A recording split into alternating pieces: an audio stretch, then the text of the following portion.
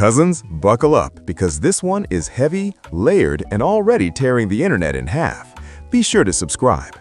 What started as another chapter in 50 Cent's long-promised Diddy docu-series has reportedly cracked open something much bigger, pulling one of the most protected figures in American sports into a spotlight nobody asked for.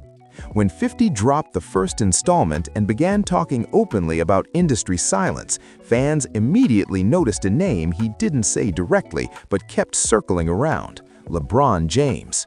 And once people heard that old clip again, "Ain't no party like a Diddy party," the tone shifted from nostalgia to suspicion almost overnight. Everybody know ain't no party like a Diddy party, so... Yeah, that's what's up. Yeah. The reported context matters here. 50 Cent has said publicly that the reason he pushed this series out wasn't clout, but pressure. In his words, the culture staying quiet would look like the culture condoning alleged behavior. That framing flipped the conversation from one man's downfall to an entire ecosystem of power, silence, and access.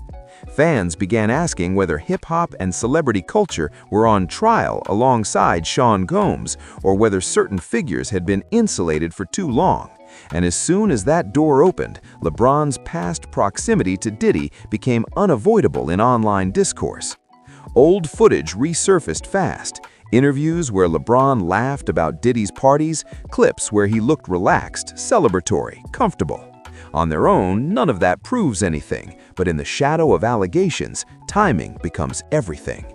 Fans believe those moments now feel less like harmless celebrity banter and more like breadcrumbs. Social media reactions ranged from disbelief to disappointment, with one post gaining traction saying, "That clip hits different in 2025. Another added, "Silence is loud when everyone else is speaking." Then came the part that escalated the tension. During a sit-down, 50 was asked directly whether what we've seen so far is all he has. His answer was measured but ominous.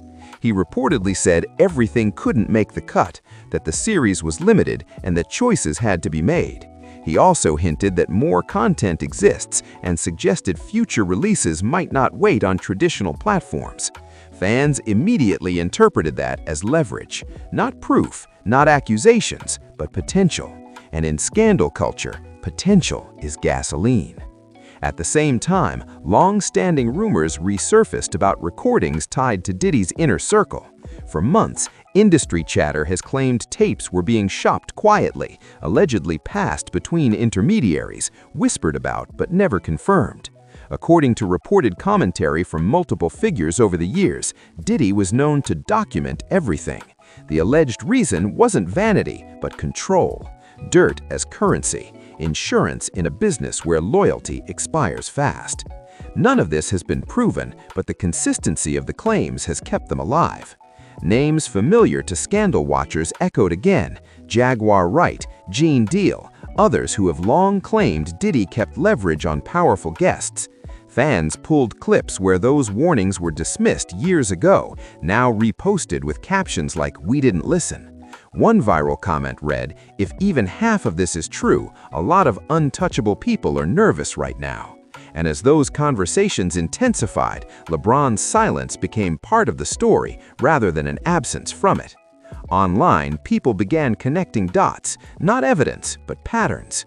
Why has LeBron been unusually quiet since Diddy's legal troubles escalated? Why no public distancing, no carefully worded statement like other celebrities released?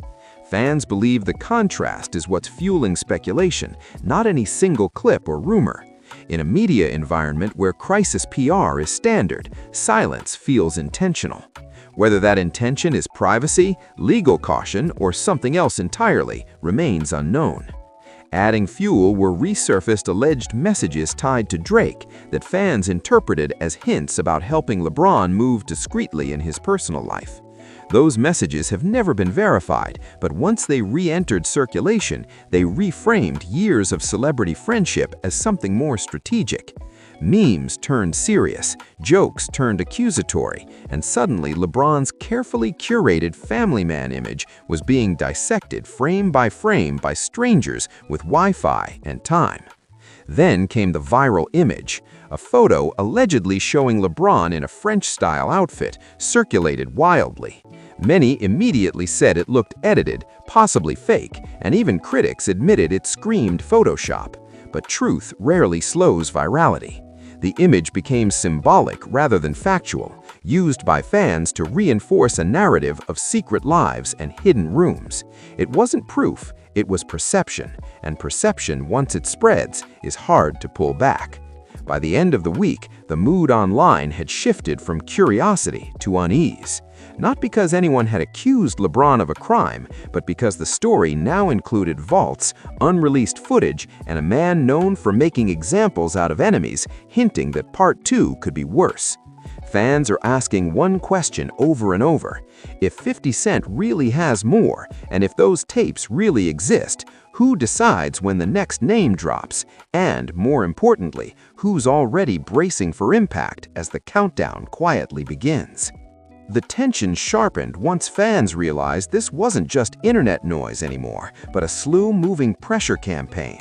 As days passed with no response from LeBron's camp, timelines filled the silence for him. Sports commentators tried to stay in their lane, carefully saying there was no evidence of wrongdoing, while gossip channels went the opposite direction, asking why one of the most media-trained athletes alive suddenly seemed allergic to the spotlight. Fans believe when someone that powerful goes quiet at the exact moment another powerful figure is hinting at records, it's not coincidence, it's strategy. Behind the scenes, reported whispers suggested crisis teams were working overtime, not because anything had been proven, but because optics were slipping. LeBron's brand has always been precision-built, family-first, bigger than basketball, untouchable. And now every old association was being reinterpreted through a darker lens.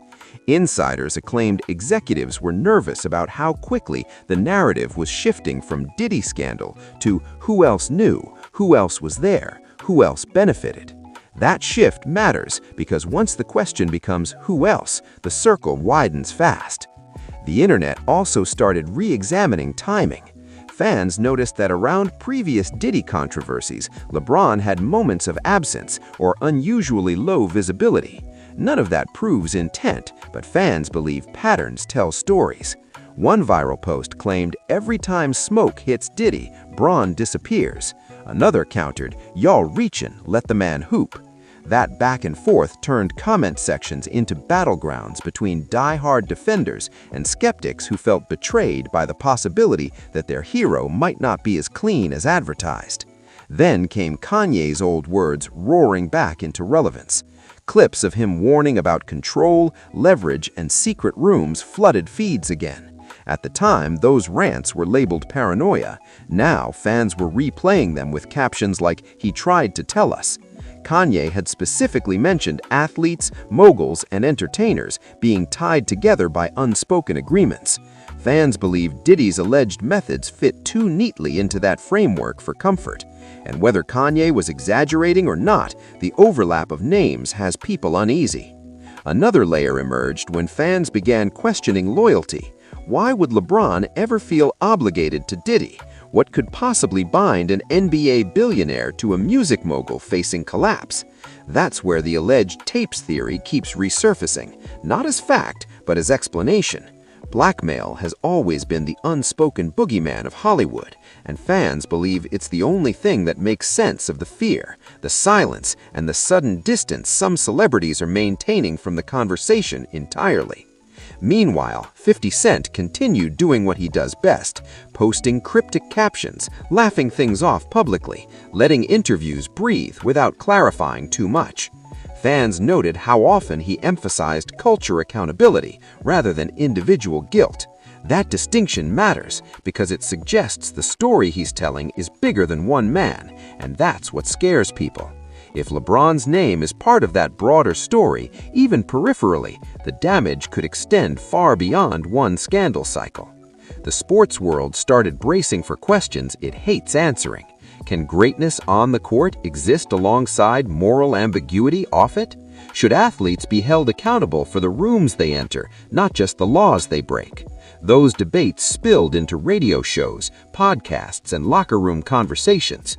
LeBron, whether he wanted it or not, had become a symbol in a cultural argument that has no clean resolution. Fans also noticed something subtle but telling. Brands stayed quiet. Sponsors didn't rush to defend. Nobody issued glowing statements of support, but nobody pulled away either. That middle ground is where reputations stall. It's where executives wait to see which way the wind blows. Fans believe the silence from corporate partners says more than any tweet ever could. As the weeks stretched on, one uncomfortable truth settled in. Even if no tape ever drops, even if no allegation is proven, the myth of invincibility is already cracked. LeBron's image has survived criticism, losses, and controversy before. This feels different.